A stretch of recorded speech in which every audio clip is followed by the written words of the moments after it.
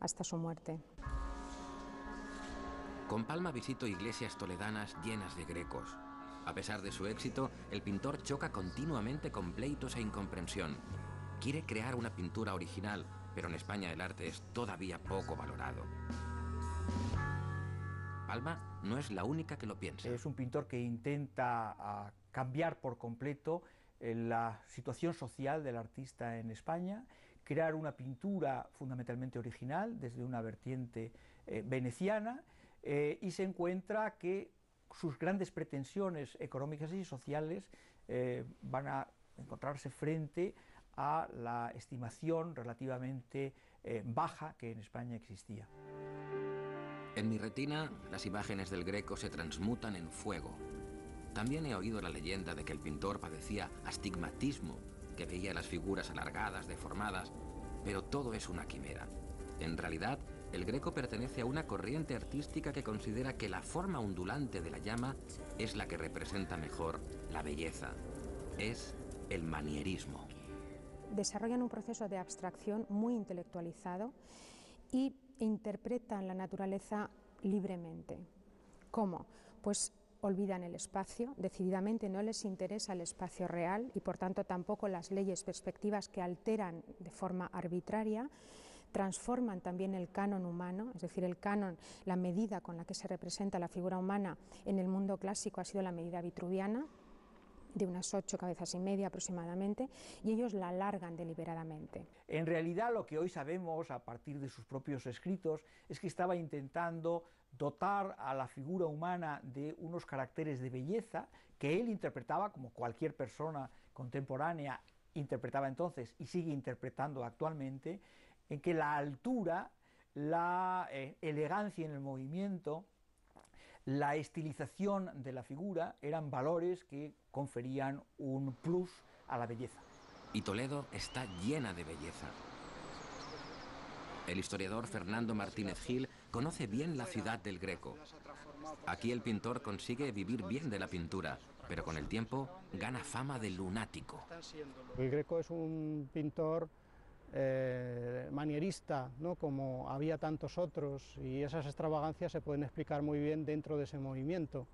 Pero pasó el tiempo y se vio en el Greco pues, a un personaje un poco alucinado, se le llegó a tildar de loco, hasta que nuevamente es recuperado a finales del siglo XIX y sobre todo a comienzos del siglo XX.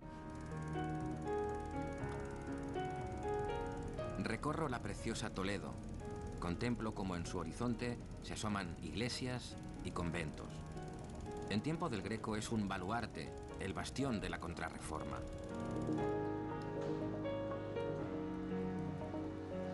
En sus callejones se vive el momento culminante de la reafirmación católica contra la escisión protestante de Lutero. La poderosa Iglesia Católica es el principal cliente del Greco y él, su asesor artístico. El arzobispado de Toledo, en tiempos de don Bernardo de Sandoval y Rojas, cardenal también, le pide al Greco que sea asesor de los veedores, de los visitadores en cuestiones de iconografía, es decir, que el Greco ayude a estos veedores, a estos funcionarios de la Inquisición, para decidir si esas obras están bien representadas, bien interpretadas y se ajustan al rigor histórico. Sobre Toledo planea el tenebroso ambiente contrarreformista. El Greco, ladino, convive con el Santo Oficio. Nace cristiano ortodoxo y se convierte al catolicismo. No se enfrenta a la Inquisición y tampoco es un místico. Es un hombre que tiene un apego a la realidad material, a la realidad económica, alejada completamente, diríamos, al ascetismo, al desprendimiento económico o de bienes materiales. En ese sentido, ni ascetismo ni misticismo.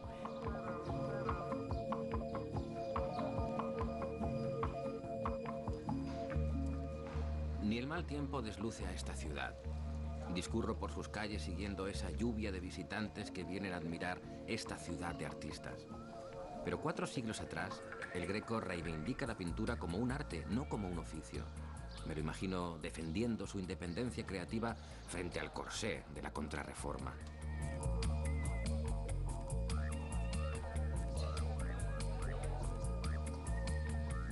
Me dirijo a un taller de damasquinado. Aquí siento lo difícil que es para el Greco que reconozcan su maestría. Aunque también es verdad que el Greco rompe los precios del mercado del arte en España. El Greco es un pintor carísimo, no solo caro, carísimo. Fernando Marías, historiador del arte, me explica que el Greco es un personaje soberbio que se enemista con sus clientes. Se va a encontrar que los cuadros que entrega van a tener siempre problemas por dos razones, porque no se ajustan a la propiedad en el discurso religioso por una parte, y porque por otra los tasadores van a poner un precio desorbitado para lo que estaba acostumbrado la clientela española frente a la pintura. Hoy el precio lo impone el mercado. En vida del Greco utilizan la tasación. El pintor pone unos tasadores, el cliente otros, y tienen que llegar a un acuerdo sobre el precio final. El Greco se rebela, entiende que ese sistema deja al artista en desventaja y quiere libertad. Desde 2001, la tumba del señor de Orgaz está a la vista. Don Gonzalo Ruiz de Toledo muere en 1323. Es un político muy influyente en la corte. También es alma piadosa y mecenas. Él amplía y reforma la iglesia de Santo Tomé en Toledo, hoy tan concurrida por la exhibición del cuadro del Greco sobre su entierro.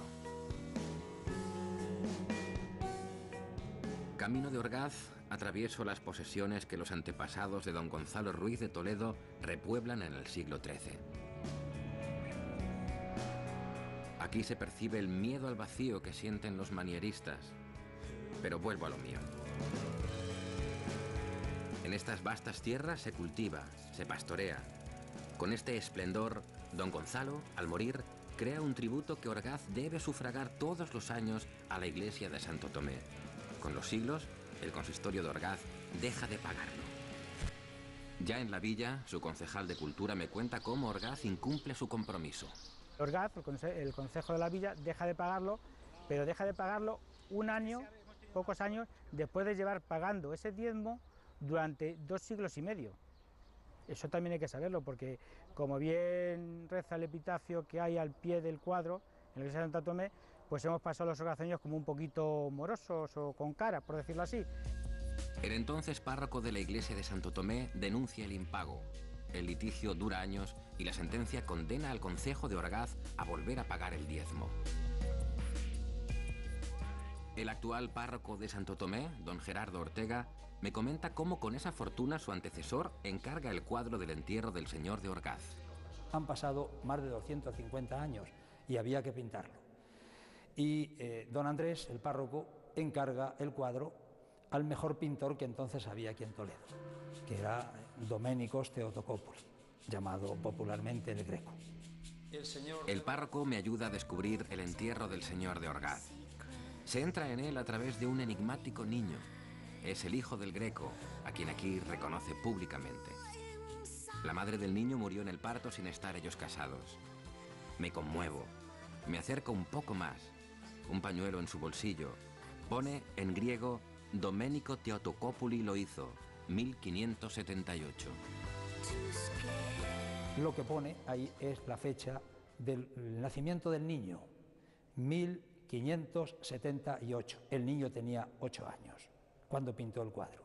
Hay quien dice, esto ya no está reflejado en ningún sitio, pero es precioso, que al Greco le alabaron el cuadro, lo bonito, y dijo, más bonito que el cuadro es ese niño que he pintado, que es mi hijo.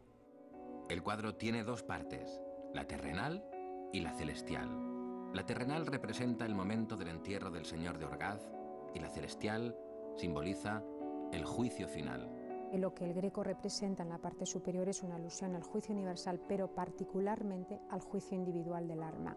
El paso intermedio entre la parte inferior y superior está protagonizado por el ángel, que acompaña una forma nebulosa, abstracta, el alma de don Gonzalo, en un ritmo helicoidal ascendente prodigioso, el escorzo que describe el pintor, y eso nos introduce en la parte superior, presidida por la deesis bizantina, La deesis bizantina es la representación de Cristo, la Virgen y San Juan, con lo cual se equilibra la idea de justicia y misericordia, y rodeados de toda esa gloria celestial. En la deesis tenemos a Cristo, San Pedro y la Virgen María. A Juan Bautista, que fue decapitado, la pintura lo refleja con el cuello empalmado ya en el cielo. Vemos a San Pablo, Santiago y destaca a Santo Tomé, Santo Tomás. Escondido también en esa corte el retrato del rey, Felipe II.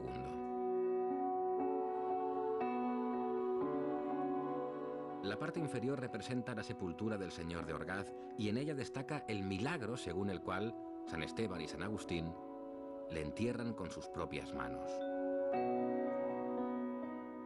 La secuencia del milagro que concentra todo el color, la riqueza que el Greco desarrolla en las vestiduras de San Agustín y de San Esteban, en la palidez mortal del conde de Orgaz, en los brillos metálicos de la armadura, es decir, lleva a cabo un despliegue de verismo, de realidad, donde el Greco demuestra haber aprendido el manejo de las texturas, de las superficies, de la realidad. Detrás del milagro, el Greco plasma un anacronismo al pintar ilustres personajes contemporáneos en un entierro que ocurre 250 años antes. La parte baja, fundamentalmente, me parece una escena bastante realista en cuanto a que refleja lo que era un enterramiento en la época, un enterramiento con un cortejo que se formaba desde la casa del difunto hasta la parroquia, en donde iba a ser depositado el cuerpo, formado por aquellos integrantes que eran designados por el propio firmante del testamento. En esa galería de hombres ilustres figura en una posición discreta el autorretrato del propio Greco. Cierra el cuadro la imagen del párroco de Santo Tomé que insta el pleito contra el ayuntamiento de Orgaz. La historia del entierro del señor de Orgaz empieza y acaba con un pleito. Los tasadores del Greco establecen un precio de 1.800 ducados, una fortuna. Los de la parroquia ofrecen 1.200. Aducen que los personajes son contemporáneos del Greco o que la armadura del señor de Orgaz es moderna. Finalmente el Greco acepta la tasación parroquial de 1.200 ducados. El pleito de Santo Tomé es fundamentalmente un problema económico. En ningún momento se aducen razones de tipo religioso, aunque se podrían haber aducido, pero sin embargo no tenemos testimonios de ello. Y por lo tanto es un problema de que la tasación está muy por encima de aquello que el párroco y el ecónomo de la iglesia parroquial pues habían esperado. Don Andrés Núñez se dio cuenta de que lo que le entregaban era una obra maestra, que además venía a conformar esa especie de escenografía sagrada, cerrando todo el ciclo que él quería hacer de homenaje a don Gonzalo Ruiz de Toledo, representando permanentemente al fiel el acto del entierro y del milagro. Pero claro, la tasación fue por parte de los pintores del Greco muy alta, porque es que era evidente que aquello era una obra maestra. Con los siglos, Orgaz también ha sacado su renta. El pleito del párroco de Santo Tomé es la llave del conocimiento de su topónimo.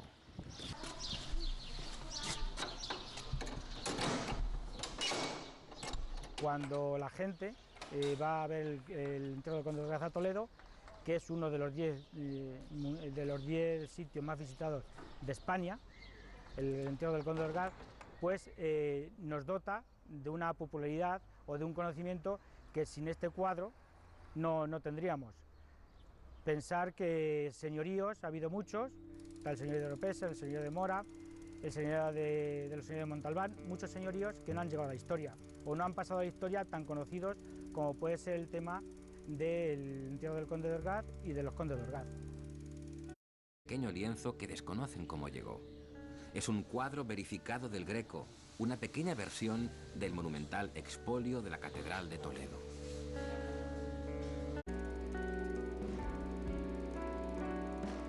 Es el único encargo que recibe el Greco de los canónigos de la catedral. La tasación del expolio por la catedral es bajísima, no llega a los 200 ducados, mientras que los tasadores del pintor piden 800 ducados. Para bajar el precio, los canónigos aducen incorrecciones históricas. El expolio es rechazado por los canónigos porque la iconografía que utiliza el Greco es un tanto anómala, dado que él coloca en un primer plano las tres Marías cuando, según los evangelios, estas no debían estar presentes en esa escena.